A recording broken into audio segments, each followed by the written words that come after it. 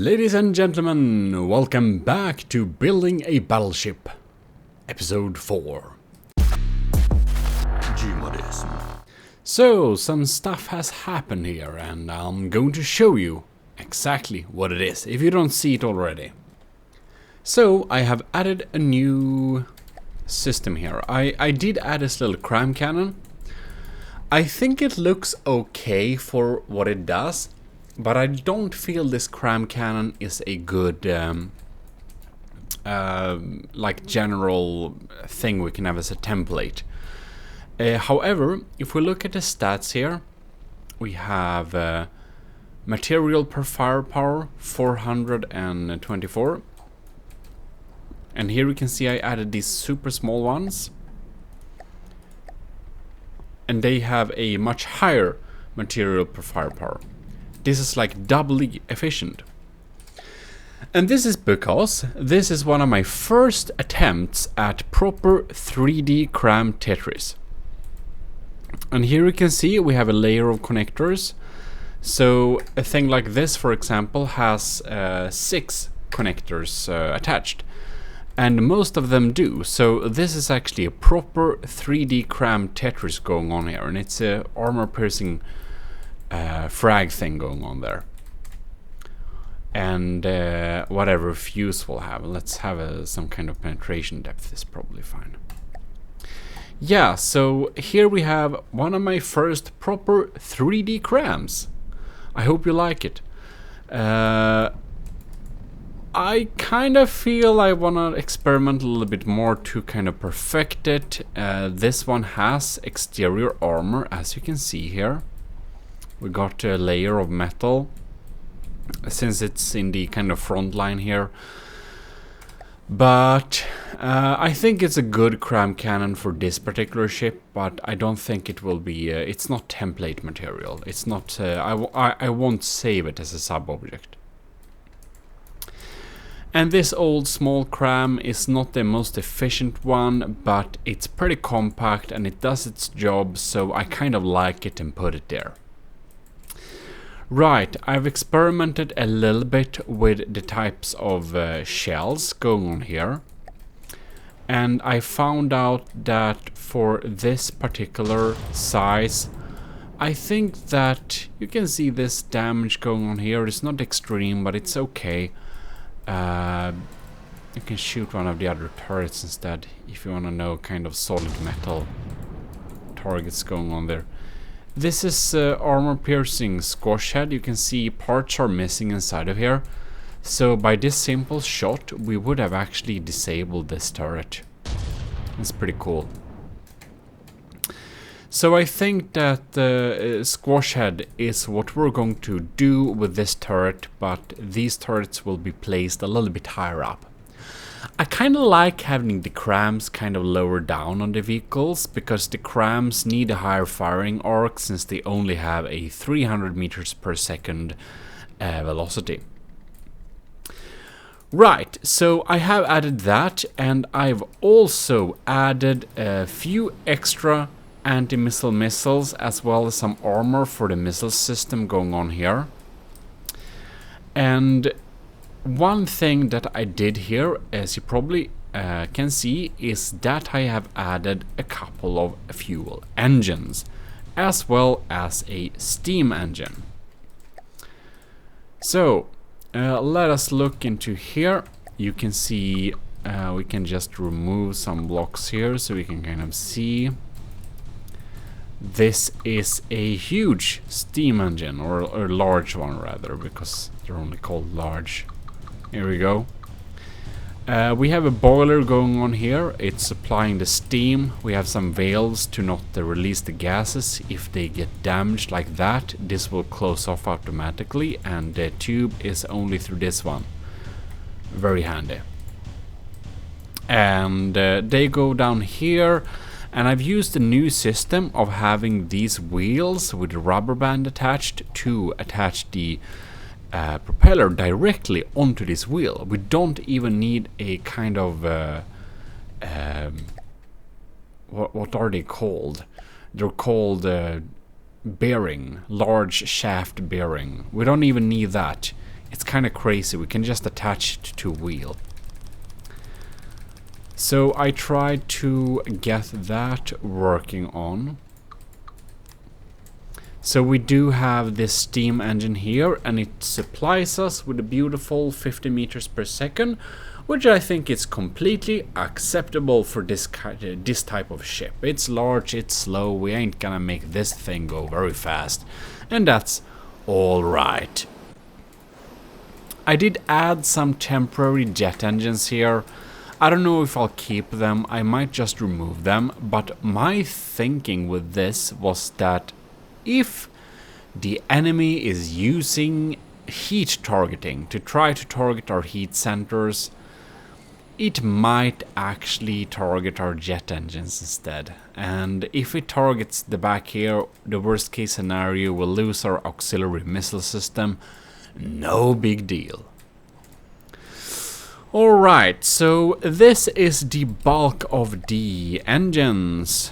I have, let's see here, it's 2 times 6, 12, 24 of these, and you might recognize these.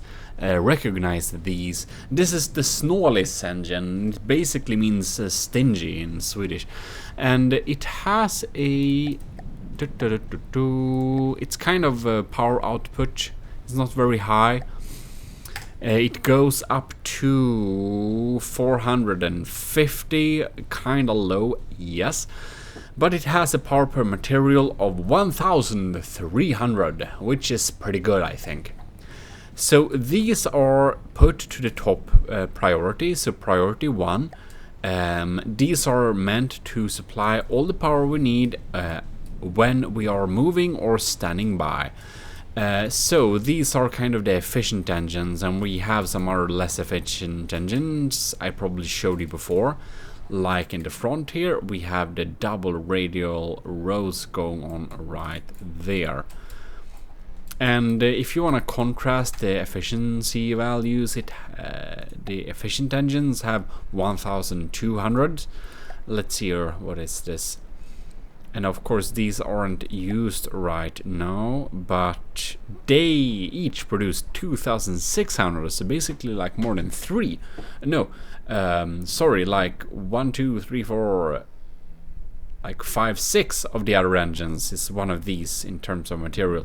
But these are nowhere near the efficiency, of course not. They burn a lot of materials per second.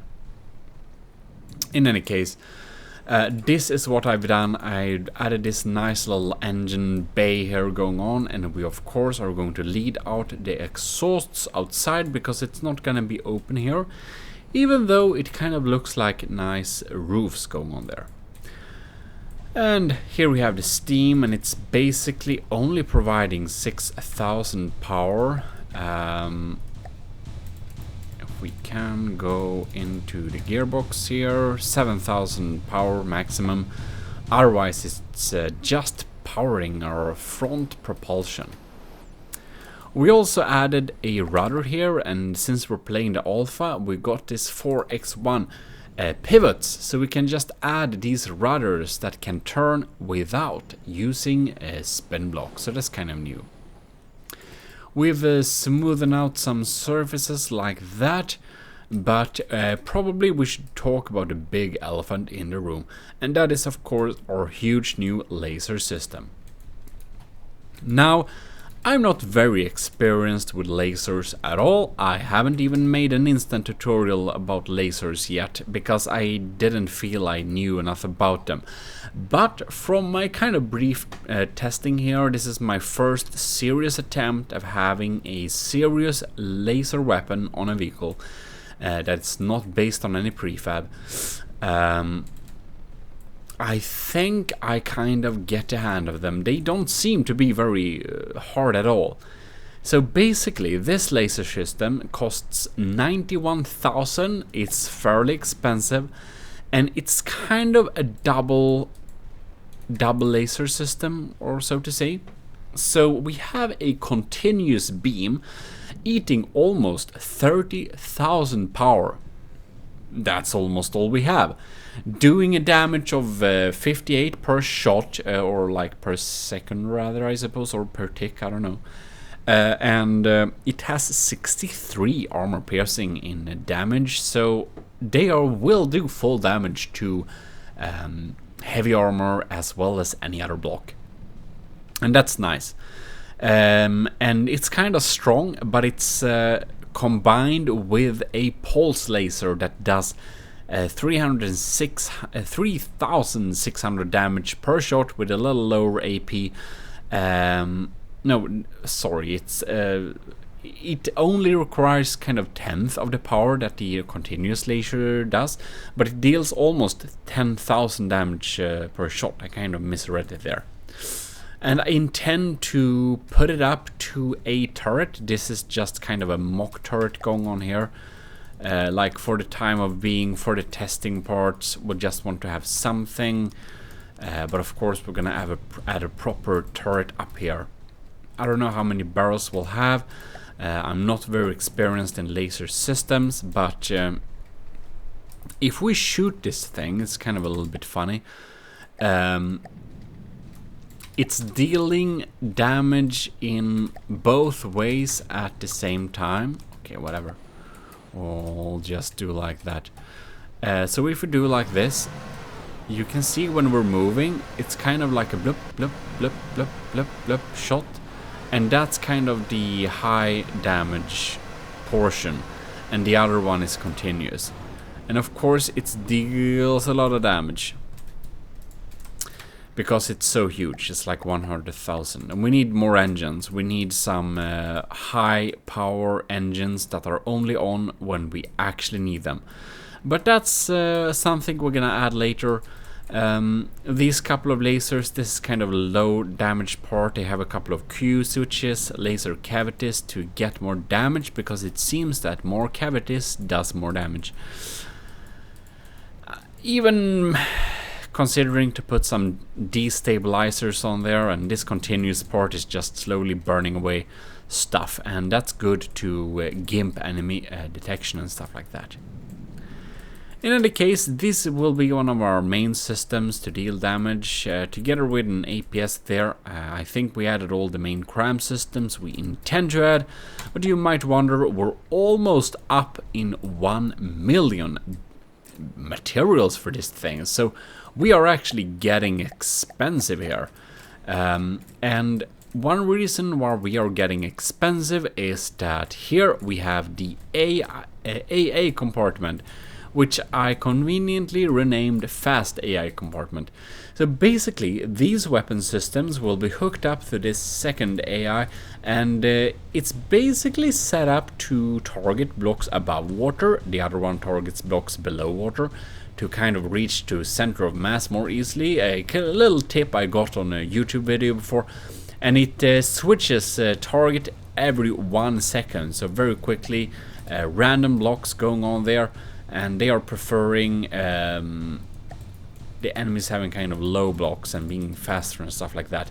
So all kind of fast weapons are connected up to these channel. It's channel 2 to kind of shoot a little bit here and there and do some lucky shots going on there, while the crams are only targeting every 10 seconds together with the missiles, which do need some kind of more stability going on there. Right, so that's basically it, a second little AI compartment, and this will of course prevent us of getting AI deaded too quickly as well, since the AI is located in another place. We also decreased the number of ammo inside of here, so it won't blow up the whole thing, and we added some ammo to the ridges here, to the kind of edges of this thing here. And that won't do too much damage in case we blow it up like that. It does damage the side, of course, and everything like that, and the rubber, but it won't damage any internal parts. Together with this thing, because I did notice that if we blew this up when the ammo was against the wall, it would actually damage the AI compartment, which is completely unacceptable.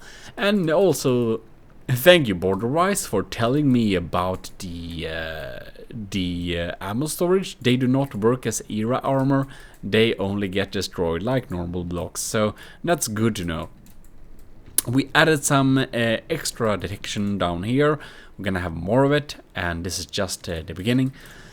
We switched up this a little bit to make it use a laser designator, added laser designators all over the place here, and we also have 2 auxiliary missile systems, or rather torpedo systems.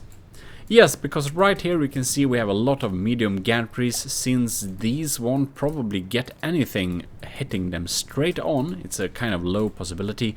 They are not armored in any way. But inside here we have torpedoes slash missiles. They have both. And they're just charging against the enemy with the laser designator, delivering frag and EMP. Very handy indeed. Inside of here we also have another missile system. We have a large torpedo going on here with frag and only frag, yeah. They float 40 meters below the surface. They have 1 turn to actually... Do they not have a 1 turn? They seem to be working in some weird ways nonetheless, so that's nice.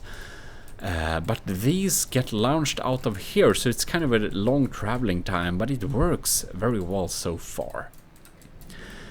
And that is what I've added so far. I'll be working a lot more on this thing. I just wanted to make a little update with the added engine systems and the laser stuff going on here. So in a little bit of a mini testing going on here, we should of course spawn a... yeah, this stronghold took a lot of time. Let's spawn a couple of marauders so we can kind of check it out at first. We need more anti-missile systems going on there, of course. But here we can see the laser is burning through some random stuff. I don't know if this is decent. It seems like it's missing a lot of the times.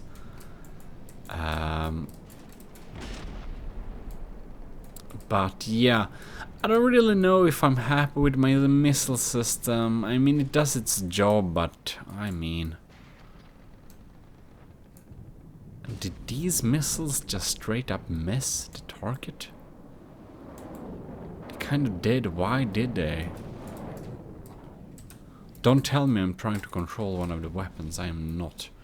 Okay. I must say that the mortar systems work pretty well, to be honest. When they hit. It's not very often.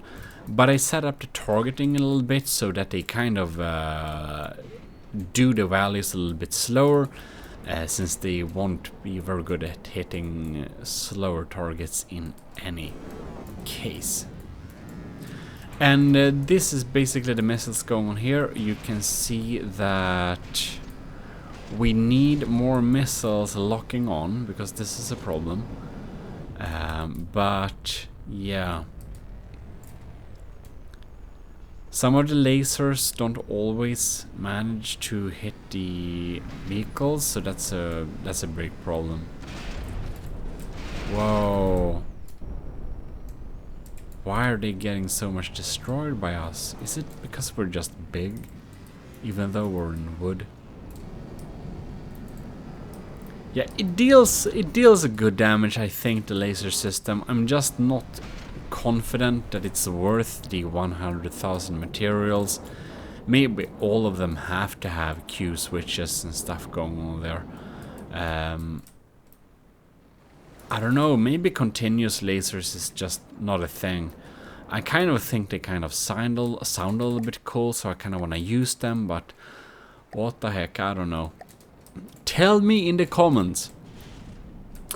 I've also learned a little bit from my mistakes with the AI always missing the Cram's first shots. I actually got a little tip here, again in YouTube comments, I believe. And if you kind of go into the local weapon controller, you can see engage vehicles below 10 meters of detection. This is 200 meters / infinite at default, so drag this down to 10 and the first volley of crams will actually hit a lot better. These are overhead missiles as well. They also exist, if not only to confuse the anti-missile systems and stuff like that.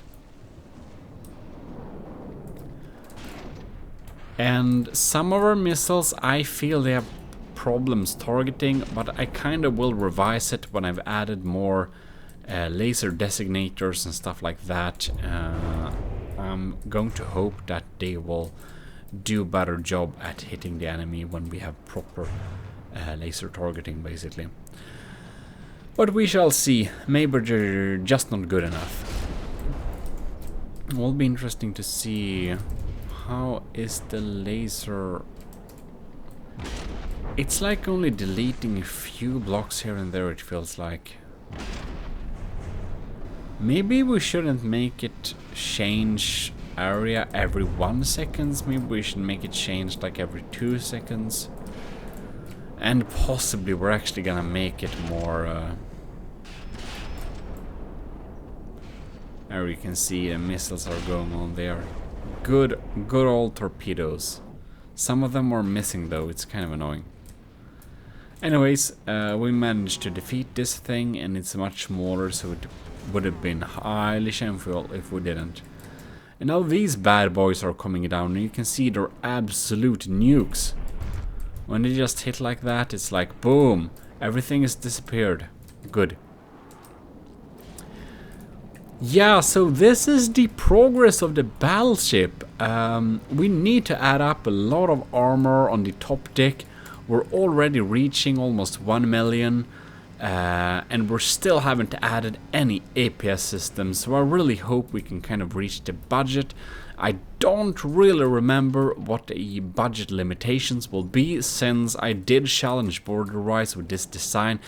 It means that we're going to follow him closely when in terms of how expensive his ship ends up being. I think it will be at least probably 1.5 millions, probably, but I'm not actually completely sure. I'm gonna see if I can find an updated numbers from his recent videos, but that's basically why I can't answer your question about how expensive will it be in the end. And that is, I do not entirely know for sure yet. In any case, I hope you have enjoyed this little installment of GMODISM's building a battleship. And to kind of salute the end, we should probably fire a little volley thing for the thumbnail, if anything. So thanks a lot for watching. This is your host GMODISM Total Nerdy Channel, and we are signing out.